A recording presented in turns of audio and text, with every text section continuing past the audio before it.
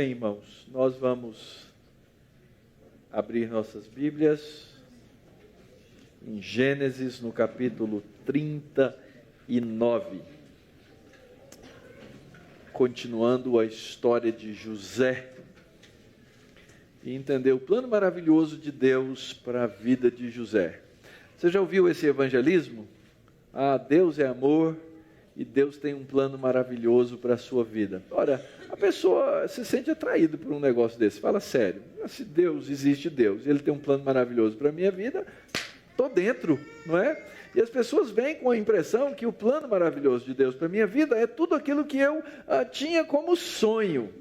Pensa aí nos seus sonhos mais extravagantes. Eu não estou falando de sonhos pecaminosos, não. Porque às vezes os sonhos são pecaminosos. Mas eu estou falando daqueles sonhos que você tem de coisas boas, conforto, estabilidade, a vida tranquila, uma vida sem conflitos quaisquer. Se Deus tem um plano desse para mim, estou dentro, é isso que eu quero. Ora, não existe nada mais falso do que essa ideia de que Deus preparou para nós uma vida tranquila. Isso não corresponde à realidade da Escritura. E a gente vai ver isso de modo muito claro na vida de José, um grande homem ao longo da história, mas um homem que precisou aprender qual era o plano de Deus para si, a fim de que crescesse no conhecimento da graça de Deus. Nós vamos ler os primeiros versos do texto e vamos meditar no capítulo todo. Mantenha a sua Bíblia aberta e ao longo da exposição nós vamos ler todo o capítulo e pensar em toda essa história que temos diante de nós. Diz assim a palavra de Deus, Gênesis 39, nós vamos ler até o verso 6. José foi levado ao Egito, e Potifar, oficial de Faraó, comandante da guarda egípcio, comprou-o dos ismaelitas que o tinham levado para lá. O Senhor era com José, que veio a ser homem próspero, e estava na casa de seu senhor egípcio. Vendo Potifar que o Senhor era com ele e que tudo que ele fazia, o Senhor prosperava em suas mãos, logrou José mercê perante ele, a quem servia. E ele o pôs por mordomo de sua casa, e lhe passou às mãos tudo o que tinha. E desde que o fizera mordomo de sua casa e sobre tudo o que tinha, o Senhor abençoou a casa do egípcio por amor de José. A bênção do Senhor estava sobre tudo o que tinha, tanto em casa como no campo. E Potifar, tudo o que tinha, confiou às mãos de José, de maneira que, tendo-o por mordomo, de nada sabia, além do pão com que se alimentava. José era formoso de porte e de aparência. Vamos orar? Senhor Deus bendito, estamos diante da Tua santa palavra, bendita palavra, palavra que o Senhor fez inspirar, que o Senhor fez registrar, que o Senhor fez ser mantida, preservada ao longo dos séculos, para que nós, tanto tempo depois, continuássemos a aprender dela, iluminados pelo Teu Espírito Santo. E é isso, ó Deus, que nós rogamos do Senhor agora, a bênção do Teu Espírito, para que possamos entender a Tua palavra, entendendo a Tua palavra, possamos conhecer ao Senhor, e conhecendo ao Senhor, possamos aprender a amar-Te de maneira mais intensa ainda, porque Tu és Deus bondoso e santo. Que as palavras dos meus lábios e o meditar do meu coração sejam agradáveis na Tua presença, Senhor meu, rocha minha, Redentor meu. Amém. A história de José encontra-se dentro da grande história da Bíblia.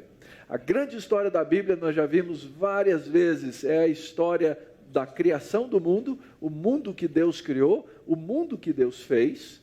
A história da Bíblia é uma história a respeito da rebeldia do homem, da queda, do homem voltar-se contra Deus, de não reconhecê-lo como Deus, de não adorá-lo como Deus, mas de voltar as suas costas e passar a crer em si mesmo.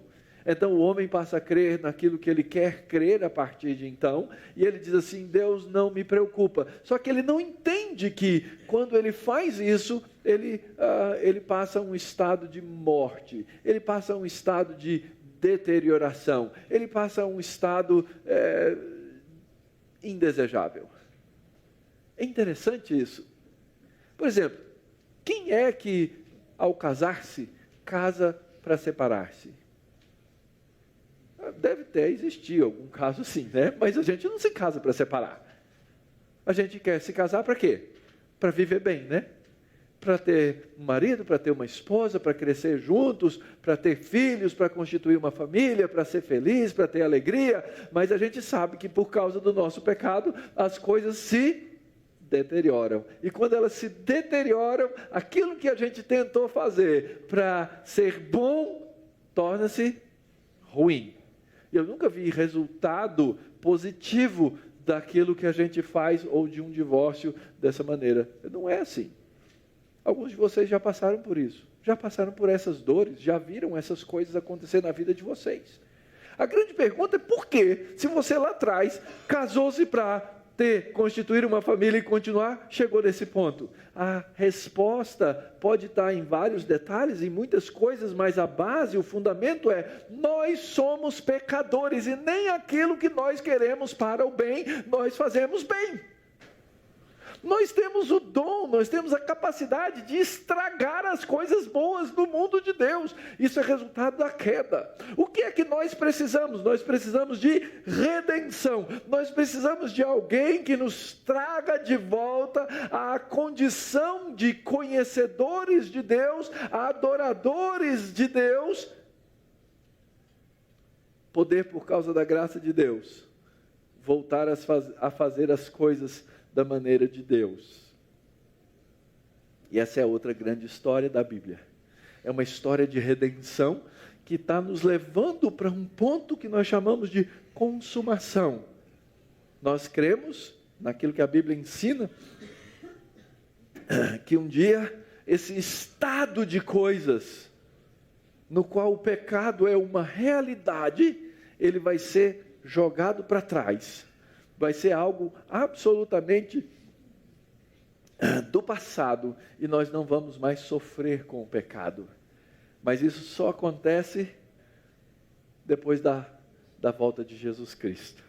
Nós estamos aonde? Nós estamos nesse tempo em que, por exemplo, esse grupo de pessoas que se reúne aqui e que é crente, vive na busca do conhecimento de Deus e no crescimento de uma salvação que já recebemos. A salvação de Jesus Cristo é uma obra consumada, que foi feita por Ele na história, cerca de 2000 anos atrás, e que Ele aplicou ao meu coração. E se você está aqui hoje e conhece Jesus como seu Salvador, aplicou ao seu coração, e Ele fez você um cristão, fez você um crente.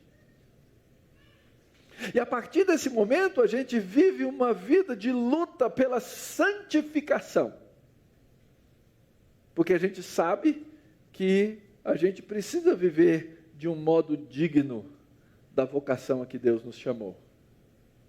E nessa história, então, que nós estamos vendo no livro de Gênesis, nós lemos a narrativa da caminhada de fé de vários irmãos em Cristo, lá no tempo de Gênesis, que precisaram crescer, que precisaram caminhar, que precisavam aprender a respeito do caráter de Deus, da vontade de Deus para as suas vidas, e nós passamos um por um, até que agora chegamos na última dessas histórias, que é essa grande narrativa dos descendentes de Jacó, que tem como foco um de seus filhos, chamado José. No domingo anterior, nós vimos que José começa como um herói duvidoso. Molecote, menino, adolescente, era o famoso dedo duro das coisas dos irmãos mais velhos. Quem gosta de dedo duro, levanta a mão. Só quem recebe a denúncia, porque aqueles que são denunciados não gostam. E o fato é que nas suas delações premiadas, José não é? Ele recebia benefícios do papai. Ele já era o filho queridinho, ele já era o mais amado, ele era o filho da esposa amada de José, e ele se aproveitava daquilo. E um dia alguém chegou para evangelizar José e disse para ele: José, Deus é bom, Deus é amor, e Deus tem um plano maravilhoso para a sua vida. E ele tem isso confirmado, quando Deus dá 2 sonhos para ele. Logo no comecinho da história, nós lemos lá no capítulo 37. O problema é que os sonhos são verdadeiros. O texto nos narra que ele sonhou por 2 vezes, que ele seria alguém que teria uma posição de comando, de governo sobre os seus irmãos e até mesmo sobre os seus pais. O que José faz? Ele fica se gabando, contando vantagem para os irmãos. E o texto da Escritura diz que os irmãos o odiavam ainda mais. A expressão é tão forte que diz assim, e os irmãos não conseguiam nem falar shalom para ele. Shalom é um cumprimento do dia a dia que os judeus tinham. Shalom, shalom, bom dia, para eles é shalom. Boa tarde é shalom e boa noite é shalom. Eles sempre usam, oi, tudo bem? Shalom. Eles não conseguiam nem falar shalom para o irmão. Tamanho era o ódio. E nós lemos então na narrativa que um dia os irmãos saíram para pastorear, e tendo saído para pastorear, o pai comissionou José para fazer aquilo que ele gostava.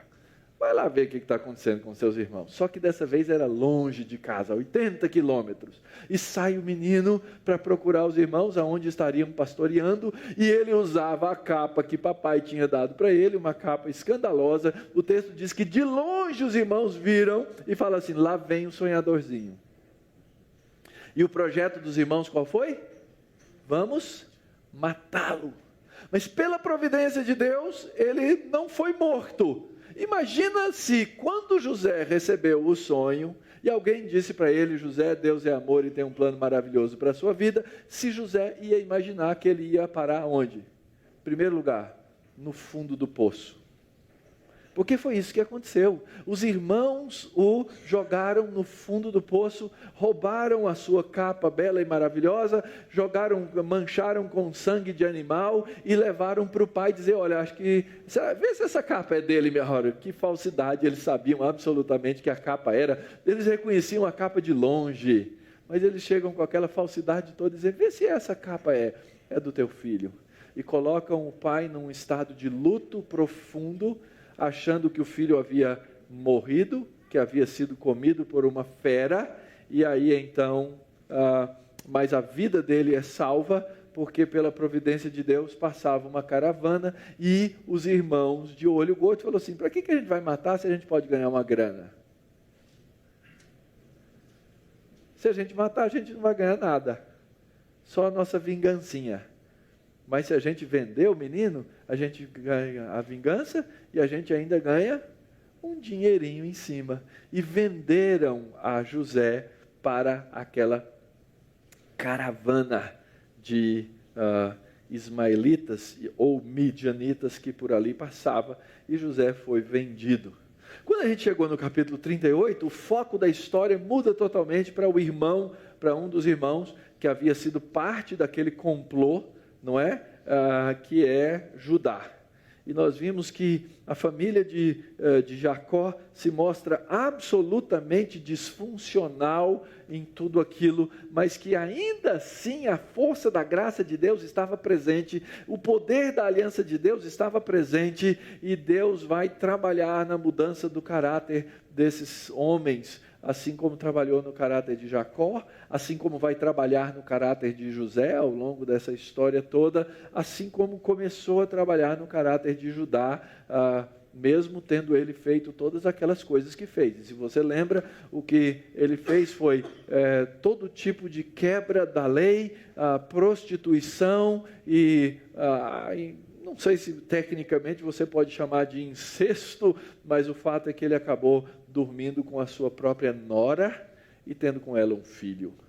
A Bíblia não esconde essas histórias escabrosas, mas à medida em que conta essas histórias escabrosas, que são fruto da queda na vida do homem, ao mesmo tempo ela mostra o poder e a força da graça de Deus.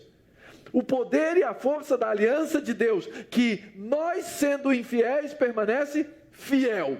Ele é justo e ele faz cumprir na história os seus desígnios.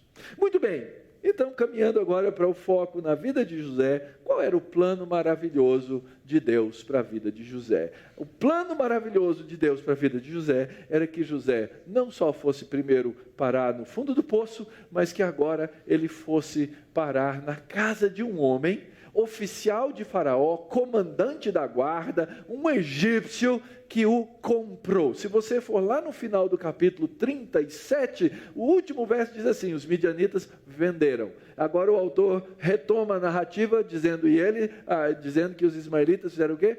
Compraram. Então você volta àquela principal narrativa do texto entre a compra pelos ismaelitas e agora a venda. Se você está observando aí, existe uma discussão grande, porque que em cima diz ismaelitas, embaixo diz os midianitas, há uma confusão, ou seja, os dois termos são usados intercambiavelmente aí no texto. Então, há um movimento na narrativa que vai nos mostrar um padrão muito interessante que vai acontecer na história de José, que é o padrão de exaltação e queda. Exaltação e queda. Deus levanta José, mas quando você acha assim que o plano maravilhoso de Deus está para se completar, ele cai de novo. E aqui nós já temos uma lição. Nós precisamos entender que muitas vezes, por causa da nossa falta de compreensão imediata das coisas de Deus, Deus precisa nos ensinar por meio da escola do deserto. E a escola do deserto é geralmente uma escola difícil. Deserto é um negócio complicado. Cair nas mãos de mercadores midianitas não é a coisa mais legal que existe. E o que a gente vê no começo da história é José achando que o plano maravilhoso para a vida dele era ser o grande rei. Ele não sabia o que estava no caminho dele. E nós precisamos entender que há coisas no nosso caminho que não são só exaltação. Aliás, quando você lê a própria Escritura e a vida dos apóstolos, quando você lê a própria história da igreja, nós vemos que os grandes homens de Deus não foram aqueles que chegaram às grandes e maiores posições. Nós vemos que os grandes homens de Deus são aqueles que foram perseguidos pelo mundo, aqueles que foram injuriados pelo mundo, aqueles que foram tidos como malfeitores, aqueles que foram tidos como ladrões, aqueles que foram tidos por pessoas de mau caráter. Esses homens eram homens de Deus.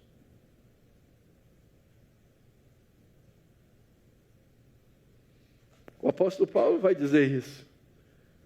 Ele diz: eu tanto sei estar humilhado, como também ser honrado. De tudo e em todas as circunstâncias, o apóstolo dizia, eu já tenho experiência, tanto de fartura como de fome, de abundância como de escassez. Porque não é a escassez e nem a abundância que me fazem ser alguém completo. É aquele que me fortalece. É Cristo, é o Senhor. Nós precisamos entender isso, irmãos. Nós temos muitas crenças falsas na nossa vida, a respeito daquilo que Deus tem reservado para nós. Porque se depender dos meus sonhos, eu quero só essa parte. Eu quero só o honrado, eu quero só a fartura. Eu nunca quero passar pelo humilhado e nunca pela fome. Eu quero ter abundância e nunca escassez. Não é assim que a gente gostaria? Aliás, esse verso não deve estar na Bíblia desses pregadores da prosperidade. Porque eles sobem nos seus púlpitos, vão para os seus rádios, vão para as suas televisões e eles mentem para o povo. Há muitos povos de Deus, outros absolutos gananciosos, iludidos. Eles mentem para o povo de Deus, dizendo que é só honra, que é só fartura, que é só abundância. E é mentira. A Escritura diz ao contrário. A história na Bíblia diz ao contrário. A própria história da igreja nos mostra o contrário. O que Deus quer de nós é que aprendamos a viver em todas as circunstâncias, sendo fortalecidos por aquele único que pode nos fortalecer, que é Cristo Jesus.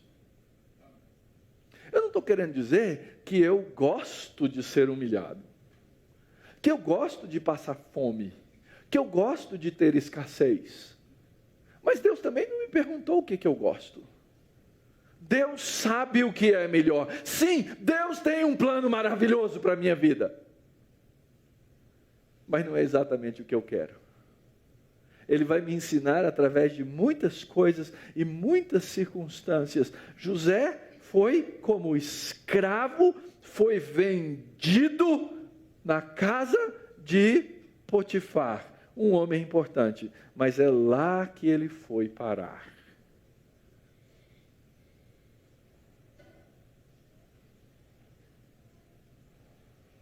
Mas é tão bonita a teologia verdadeira da Escritura, quando no meio dessa circunstância, o narrador resolve nos explicar que a providência da mão de Deus estava por trás. Ele começa dizendo assim: mas o Senhor era com José. Ele era escravo na casa de Potifar, mas o que importa é que o Senhor era com José. E aqui começa a se cumprir uma coisa fantástica, porque Deus disse que pela mão de Abraão seriam abençoadas todas as famílias da terra. Olha só o que vai acontecer com a casa desse homem chamado Potifar. Ele vê que Jeová, o Senhor, e observe, eu fiz questão de negritar aqui as palavras, o Senhor, verso 3, o Senhor, verso 3, de novo o Senhor, verso 5, de novo o Senhor, verso 5, várias vezes. É a mão de Deus, é a mão de Jeová que está por trás de toda essa história. E aquele homem então, Potifar, que era poderoso no Egito, vê que aquele rapaz tinha algumas coisas que outros não tinham. Verso 4 diz que ele logrou mercê, ele recebeu a misericórdia, ele era escravo, mas ele olhava e falava: esse escravo põe a mão nas coisas e as coisas funcionam. O que está acontecendo com esse escravo? E ele começa a reconhecer que havia uma outra mão por trás. É um avanço de prosperidade, não é? Vendo Potifar que o Senhor era com ele e que tudo que ele fazia, o Senhor prosperava em suas mãos. Ele não só recebeu a misericórdia desse Senhor a quem servia, mas ele vai aumentando as obrigações de José. Diz assim que ele colocou primeiro como mordomo e foi colocando mais coisas na mão dele, mais coisas na mão dele, e agora ele não era só mordomo da casa, agora ele era mordomo de tudo o que Potifar possuía, e Deus continuava a abençoar a José, e abençoava, verso 5, a casa de Potifar. Deus começa a abençoar as famílias da terra por meio da mão de José. José, descendente de Abraão, a quem ele havia prometido abençoar. E o autor faz questão de dizer, verso 5, no finalzinho: a bênção de Jeová estava sobre tudo o que ele tinha, tanto em casa como no campo. Chegou um ponto, versículo 6, que Potifar colocou tudo nas mãos de José. De maneira que ele nem sabia mais da sua conta bancária, ele nem tinha senha mais do cartão do banco. Tudo está na mão dele. A única coisa que Potifar fazia bem na vida era sentar na mesa e comer. E talvez reclamar dos pratos, eu não sei. Mas era a única coisa do que ele se ocupava. E o autor dá uma dica do problema que vai acontecer na narrativa, porque ele termina o verso dizendo assim: e José era bonitão. Na minha época, como é que era, querida? Um pão. Não é? Pão não é low carb, boa observação. Mas o fato é que a exaltação de José, não sem contar com a soberania de Deus, vai terminar em humilhação pela obra da serpente. Interessante, esse tema vai voltar, a narrativa vai voltar à estrutura do texto como um todo. A serpente, ela sempre age, ela tem o seu modus operandi, ela tem o seu jeitão de fazer as coisas. Tudo estava indo, 10. Verso 7. Aconteceu, depois dessas coisas, passou um tempo, que a mulher do seu senhor pôs os olhos em José e lhe disse: deita comigo. Ele, porém, recusou e disse à mulher do seu senhor: teme por mordomo o meu senhor e não sabe do que há em casa, pois tudo me passou ele às minhas mãos. Ele não é maior do que eu nessa casa e nenhuma coisa me vedou, senão a ti, porque é sua mulher. Como, pois, cometeria eu tamanha maldade e pecaria contra Deus? Falando ela com José todos os dias, e não lhe dando ele ouvidos para se deitar com ela e estar com ela, sucedeu que certo dia veio ele à casa para atender aos negócios, e ninguém dos de casa se achava presente. A expressão aqui no texto, a respeito, que conta a história, veja que aqui agora o narrador está falando do fenômeno, do que aconteceu diante daquelas circunstâncias. Passou um tempo, a mulher coloca os olhos. Aqui não é mais o narrador falando da providência de Deus, mas Deus falando do modo de agir, ou o narrador falando do modo de agir da serpente. E a serpente, na sua sagacidade, vira-se para José e diz assim: deita comigo. É rude, a expressão é rude. Não foi um convite amoroso, nada. Foi algo rude. Ela queria o prazer de ter José bonito na sua cama. Só que aqui nós vemos um primeiro passo de crescimento de José na sua vida. Aquele meninote que dava trabalho, que espicaçava os irmãos, que contava deduragens, que fazia suas delações ao papai, aprendeu a ver a mão do Senhor na vida dele. Aqui já é um José mais crescido, aconteceu depois dessas coisas.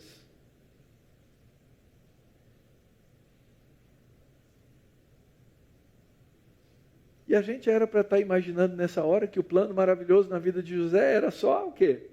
Ascensão. Mas o inimigo das nossas almas, ele não gosta da nossa vida. E Deus, na sua soberana bondade, permite que nós passemos por situações nas quais nós aprendemos a vontade dele. E podemos até dizer que Deus testou aqui o coração de José. A mulher disse: deita comigo. Ele recusou. Ele falou: olha, o Potifar é meu senhor, mas aqui na casa ele só está preocupado com a comida, ele deixa eu mandar em tudo. Todo mundo vem perguntar para mim, não pergunta para ele, pergunta para mim. Eu sou o Senhor na casa do meu Senhor. Eu não sou o maior, ele não é maior do que eu aqui. Mas tem uma coisa que tem que ser vedada. E é você. Então, porque eu tenho um compromisso com o meu Senhor, porque eu tenho um compromisso com a bondade do meu Senhor, mas sobretudo, porque eu tenho um compromisso com a bondade de Deus, por que é que eu cometeria tamanha maldade e pecaria contra o meu Deus? Percebe? Lá atrás era o narrador falando de cima a respeito de como Deus estava agindo na vida de José, e aqui é o narrador dizendo que José reconhece a ação de Deus na sua vida. Ele sabe, Deus permitiu que eu fosse vendido lá no Egito. ou para o Egito. E agora Deus me colocou nessa posição. Eu ia pecar contra o meu Deus? Mas as coisas do inferno funcionam assim, queridos. Falando ela todos os dias, ele não dava ouvidos. Talvez José evitasse até a casa, porque aquela mulher de fato era do inferno.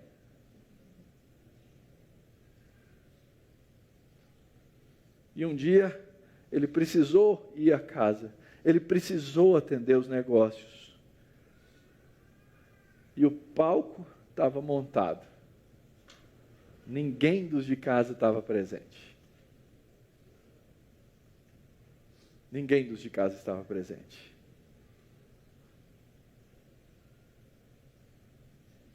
Talvez, e muitas vezes nós fazemos isso, nós nos colocamos em situações de sermos tentados. José evitava isso, mas um dia o palco estava presente. Eu costumo dizer aos casais de namorados, não se coloquem em situações nas quais vocês vão ser tentados. Cuidado. Cuidado com o namoro no sofá.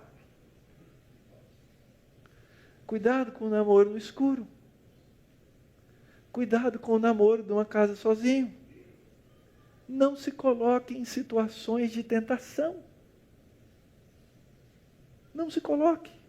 José evitava, e mesmo evitando, ele terminou numa situação absolutamente indesejável, na qual ele não queria pecar contra Deus. Interessante, ele fala para a mulher. Ele fala assim, eu tenho um Deus, minha senhora. E eu não quero só pecar contra o seu marido, mas eu não quero pecar contra o Senhor soberano. E como José não cai naquela tentação, a serpente dá o seu bote. Verso 12. Então ela o pegou pelas vestes e lhe disse, deita comigo. Ele, porém, deixando as vestes nas mãos dela, saiu fugindo para fora. Vendo ela que ele fugira para fora, mas havia deixado as vestes nas mãos dela, chamou pelos homens de sua casa e lhes disse, vede, trouxe-nos o meu marido, esse hebreu, para insultar-nos. Veio até mim para se deitar comigo, mas eu gritei em voz alta. Ouvindo ele que eu levantava a voz e gritava, deixou as vestes ao meu lado e saiu fugindo para fora. E conservou ela junto de si as vestes dele, até que o seu senhor tornou a casa. Verdadeira atriz global. A gente pode até imaginar a cena. E é interessante que, de novo, José está com uma túnica. Esse é um tema que vai aparecer em toda a história de José. Aliás, quando a gente chegar lá na frente, eu estou aqui dando um spoiler, não é? O que vai acontecer? O que o faraó vai colocar sobre José? Uma túnica. O tema são as túnicas, não é? E aqui é uma túnica que vai levá-lo para a cadeia. A primeira levou para o poço. A segunda leva-o para a cadeia. Era uma túnica, veste de cima. A mulher deve ter pego ele lá num canto. Deita comigo, deita comigo. E José se livra da roupa. Ele não ficou nu. Provavelmente ele estava com outras roupas por baixo. Mas ele sai daquele lugar, evitando o problema que estava por vir. A mulher monta o palco de novo. Opa, ele saiu. Tem uma oportunidade de fazer algo aqui. E ela começa a gritar, feito uma doida desvairada. Ela usa de todo tipo de preconceito. Olha só, ela diz assim, chamou pelos homens e disse, vede, trouxe o meu marido esse hebreu para nos insultar. Está aqui um preconceito absoluto, xenófobo, e é interessante, nós fazemos isso. Eu sei que os movimentos hoje, eles exaltam o racismo. Tem gente querendo ver racismo em todas as coisas, em todo lugar. Isso é pecado. Mas, por outro lado, nós não podemos deixar de reconhecer que no nosso pecado nós gostamos de diminuir o outro. Então, quando a gente sabe que existe uma tendência ao racismo, o que a gente faz? A gente usa. Então, ela usou o quê? Olha, foi o hebreu, foi o argentino, opa, aí também, foi o haitiano, foi o negro, foi o favelado. Nós usamos dessas coisas, queridos, nós somos os mestres em pegar as coisas que o nosso coração pecaminoso sabe identificar, que podem, diante da cultura dos demais, diminuí-los, e a gente usa na hora. A gente usa na hora. Nós somos pecadores terríveis. Ela usa isso. Ela trouxe esse hebreu para nos insultar. Que absurdo! Receber um insulto de qualquer um ainda vai, mas receber um insulto de um hebreu, aí é muito. E ela conta a historinha dela. Eu gritei em voz alta. Ele ouviu que eu ia gritar. Ela, mentirosa, deslavada, descarada, ela age aqui como o pai da mentira. Ele deixou as vestes e saiu correndo para o lado de fora. E as pessoas vieram, porque ela gritou, disse que não tinha ninguém em casa.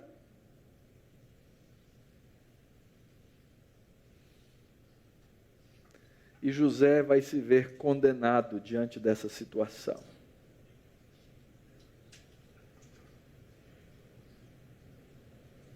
A natureza da serpente é mentir. Verso 17. Então, lhe falou segundo as mesmas palavras. O Senhor chegou em casa, Potifar, e disse. Só que agora ela vai acrescentar. Ela vai dizer assim, o servo hebreu. A palavra servo é a palavra escravo. Não basta só ele ser hebreu, tinha que ser escravo ainda. O servo hebreu que nos trouxeste, veio ter comigo para insultar-me. Quando, porém, levantei a voz, gritei, ele, deixando as vestes ao meu lado, fugiu para fora. Tendo o Senhor ouvido as palavras de sua mulher, como lhe tinha dito, dessa maneira me fez o teu servo.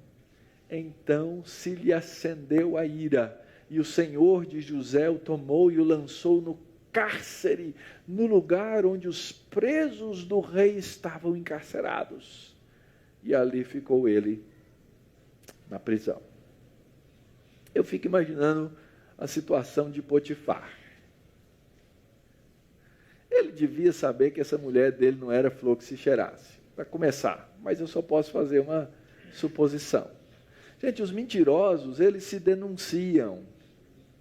Eu sei que alguém pode ser assim, mentir numa situação inusitada, mas em geral a mentira é uma coisa que a gente treina. A gente treina situações para isso. Ela devia ser conhecida. Mas ela contou a mentira dela e a história dela de tal maneira que ele se viu, ele falou assim, vou perder meu escravo, vou ter que trabalhar de novo, porque o cara estava na mordomia total, ele não precisava fazer nada, vou perder o meu escravo, mas olha só o tom acusatório, o escravo hebreu que nos trouxeste, eu te falei que não ia prestar esse negócio de escravo hebreu aqui dentro de casa, eu disse para você, mas foi você lembra dessas palavras em algum outro lugar?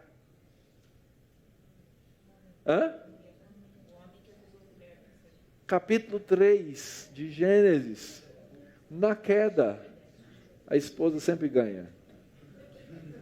O que Adão fez quando foi pego no seu pecado? Ele diz assim, a mulher que me deste, se o Senhor não tivesse me dado essa mulher, eu estava de boa.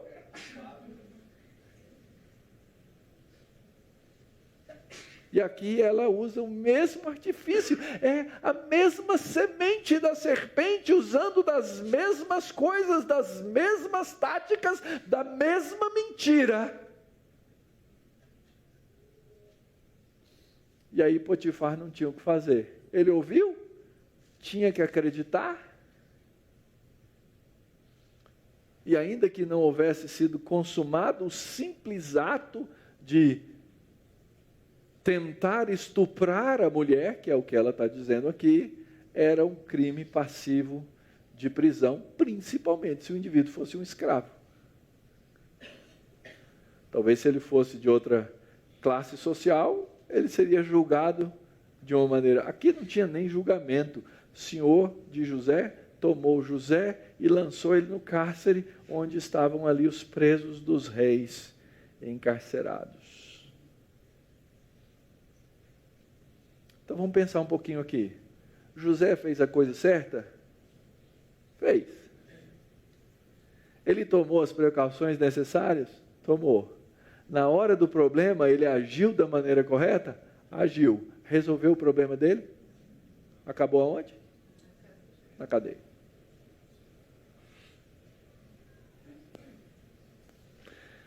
Pode ser que a gente pensando assim, diga assim, não, senhor, eu sou cidadão correto, eu pago 90% dos meus impostos, né? Porque 100% eu estou para ver ainda, mas eu pago 90% dos meus impostos, né?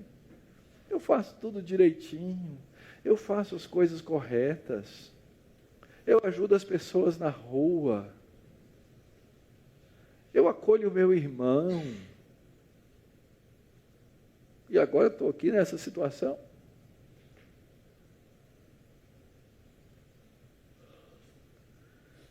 O fato, queridos, é que mesmo fazendo todas as coisas corretas, nós não temos nenhuma promessa de Deus de que nessa vida nós teremos uma carreira de sucesso e ascensão em todas as coisas.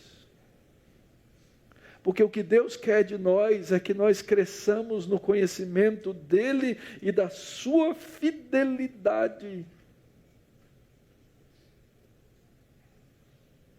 Ele resistiu à tentação e foi parar na cadeia.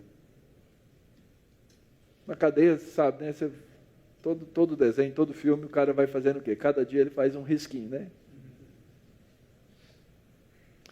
Primeiro dia José deve ter pensado assim, não, amanhã isso se esclarece, eu estou fora. Segundo dia ele começa a pensar um pouquinho diferente. O negócio não está bem aqui. Terceiro dia ele começa assim, mas Deus, eu fiz tudo certo, o Senhor me deixou acontecer isso.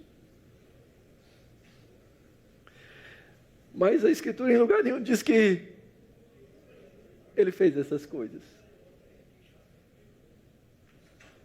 Na verdade,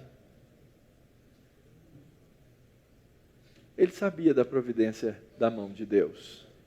O problema é que nós, quando fazemos as coisas certas, nós achamos que o que nos salva, que o que nos redime, que o que faz progredir o nosso sucesso é o que a gente faz. Lembra do irmão mais velho da parábola do filho pródigo? O que significa pródigo? Pródigo é gastador. Filho gastador fez tudo errado. Saiu de casa, pediu a herança antes, desprezou o pai, torrou a grana, fez tudo que não prestava. Quando não dava mais, ele voltou para a casa do papai. Foi recebido com os braços abertos pelo pai. Lembra da história do irmão mais velho? Fez tudo certo, mas estava errado. Por quê? Ficou lá em casa cheio de autojustiça. Eu fiz tudo certo, eu fiquei aqui, eu não torrei seu dinheiro, eu não fiz nenhuma dessas coisas, e agora o Senhor vai dar uma festa para o moleque. É isso que eu mereço! Nosso senso de autojustiça é terrível.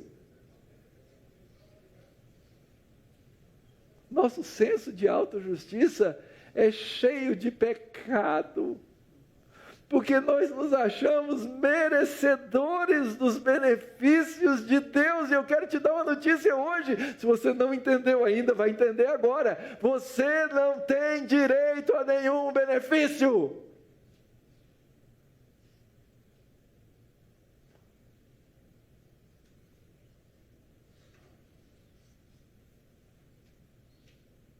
Talvez alguns de vocês estejam pensando assim, pastor, para de falar isso, essa igreja fecha. Porque as pessoas não querem ouvir isso. As pessoas querem ouvir o evangelho de uma graça falseada, mentirosa. Quando o benefício que eu tenho garantido com Deus é a justiça, é o selo do Espírito Santo, é aquilo que Paulo diz aos Efésios, que eu recebi toda sorte de bênção espiritual nas regiões celestes, eu tenho várias garantias, mas aqui nessa terra, eu estou debaixo da providência da mão de Deus, somente. Eu já ouvi alguns sermões na vida sobre o caráter de José. Esse texto não é sobre o caráter de José. Esse texto é sobre o Senhor que fazia prosperar as coisas que colocava nas mãos de José. Você entende essa diferença, querido? Eu sei que nós estamos aqui nessa vida, numa luta por santidade. Deus nos ensina, a palavra nos ensina isso.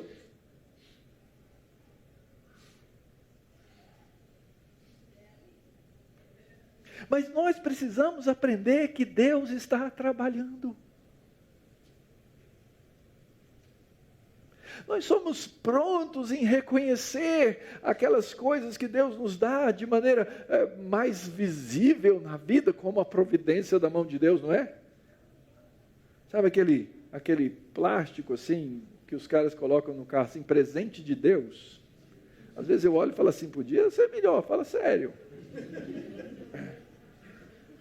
Mas a gente reconhece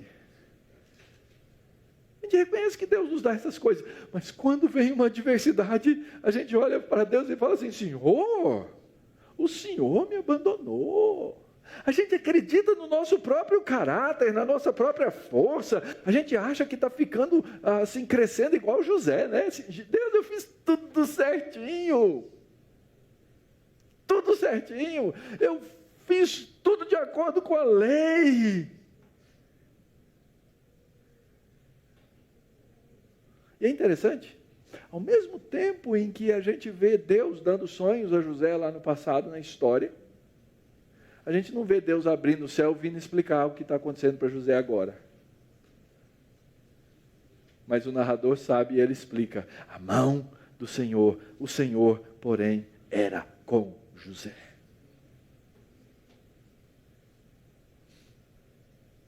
Entendeu isso, querido?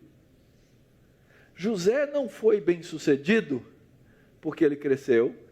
José não foi bem-sucedido porque ele resistiu à tentação. José não foi bem-sucedido porque ele se tornou um cara legal. José só foi bem-sucedido porque o Senhor era com José. Então, muito cuidado. Você fala assim, Deus, eu vou na igreja todo domingo, eu vou na quarta-feira também, eu faço mais isso, eu dou o dízimo. Você pega e começa a fazer a sua lista do seu bom caráter diante de Deus, e aí no fim, assim, no saldo, no balanço, você vai querer colocar assim, então eu sou uma boa pessoa, então o Senhor tem uma obrigação para comigo. Isso não é evangelho.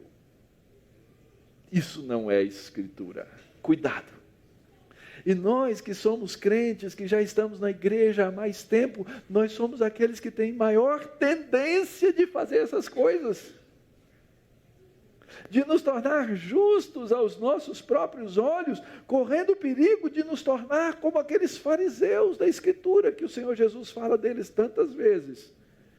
E eu falo isso, irmãos, com o coração aberto, porque essa é a minha tendência. Senhor, sou pastor, sou reverendo Mauro. Aí, né? Você tem que me dar um break aí. Coitado. Pobre de nós que somos, queridos.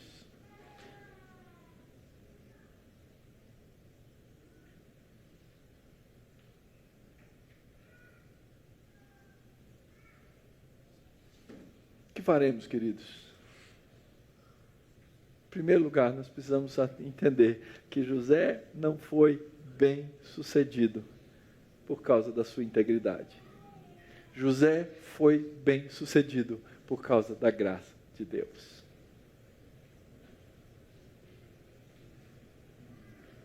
Então perceba a graça de Deus operando na sua vida, meu irmão. Olhe para essa graça de Deus atuante na sua história. Observe que o texto lá no verso 2 diz assim: o Senhor era com José. O texto aqui no verso 21 diz: o Senhor era com José. É isso que vale, é a presença do Deus vivo na nossa vida. Quem me faz levantar é Deus.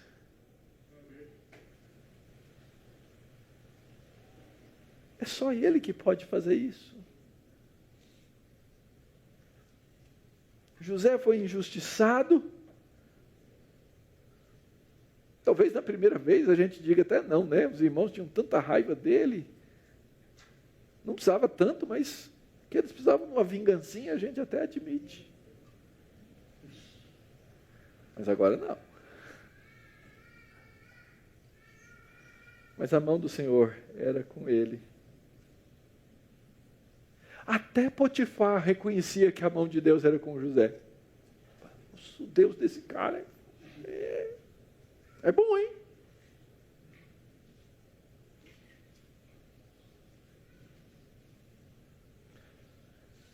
Estevão, pregando o sermão que antecede a sua morte por apedrejamento. Ele começa a citar a história dos patriarcas. Lembram que ele falou de José? Ele disse assim: os patriarcas, invejosos de José, venderam-no para o Egito, mas Deus estava com ele e livrou-o de todas as suas aflições. Mas lembra, se Estevão fosse pregador da prosperidade, ele ia dizer assim: então agora um anjo vai me arrancar daqui e eu vou cair fora. Mas ele acabou, depois que terminou aquele sermão, apedrejado.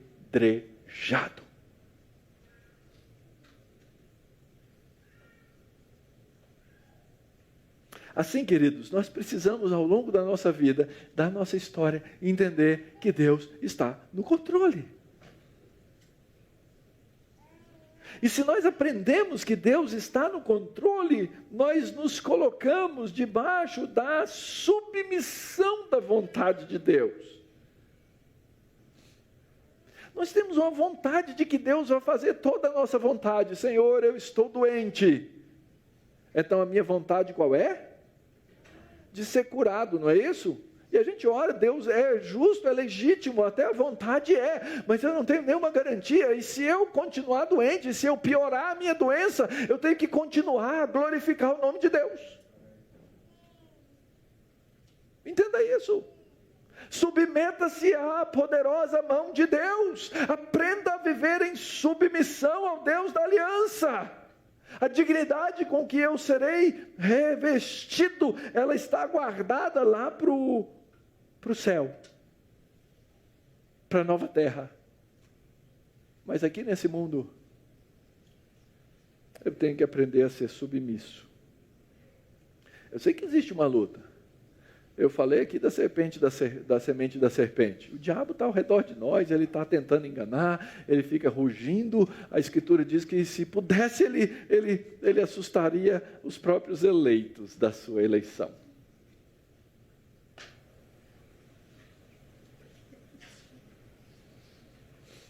Mas ele não pode. Ele não pode. Agora a gente tem muitos subterfúgios, né? A gente vai contando uma narrativa, uma história que vai trabalhando no nosso auto-engano. Ah, não, mas Deus pode fazer, Deus pode fazer, Deus pode fazer. A única coisa que parece nos fazer parar de nos enganar com a ideia de que Deus vai fazer toda a nossa vontade é a morte. Aí depois que morre não tem jeito. Mas tem crente aí orando para ressuscitar morto. Vocês já viram isso? O cara morre, o cara vai lá e ressuscita. Eu já vi casos bizarros. Um casal lá na nossa cidade, lá em Goiânia, a criancinha morreu, o tal do pastor foi lá, pegou a criança do caixão, ficou emulando passos com aquela criança morta, dizendo, não, Deus vai ressuscitar agora. Eu já vi pastor cara de pau fazendo um enterro da pessoa que no dia anterior ele tinha declarado curada em nome do Senhor Jesus. Isso não é fé, isso é arrogância, isso é tolice. Nós precisamos aprender a nos submeter à vontade soberana de Deus. Nossas orações deveriam ser, sim, humildes. Eu já ouvi um pastor famoso da televisão norte-americano, e já vi um brasileiro repetir e emular: nós temos que parar de fazer essa oração fracassada, seja feita a tua vontade e não a minha. Foi só Jesus que fez essa oração. Pois o cara falou com essas palavras, literalmente. Para o inferno com isso. Vão arder no inferno com isso. Confie na soberania de Deus. Ao mesmo tempo, queridos, seja fiel à aliança. É claro que eu quero ser e crescer e ter o caráter como o de José. É claro que eu quero fugir das tentações. É claro que eu quero poder fazer a vontade de Deus.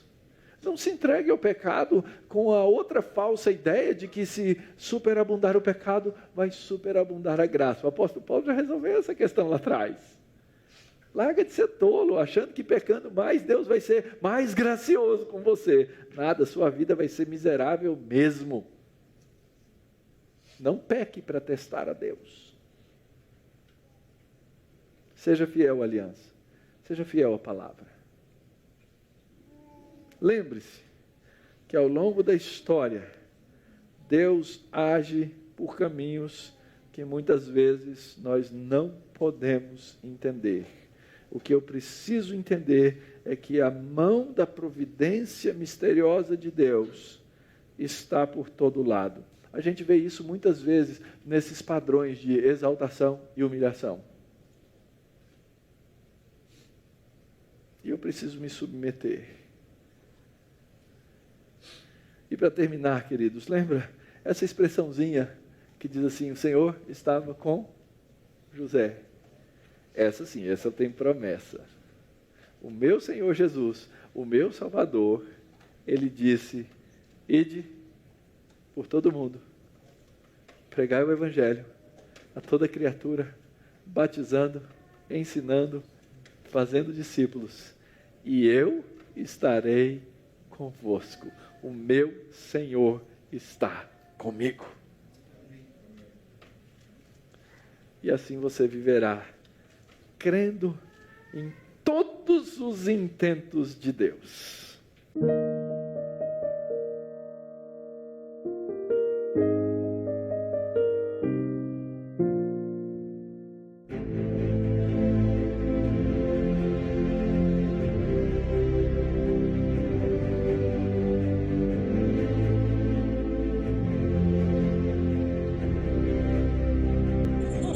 O sucesso toca aqui.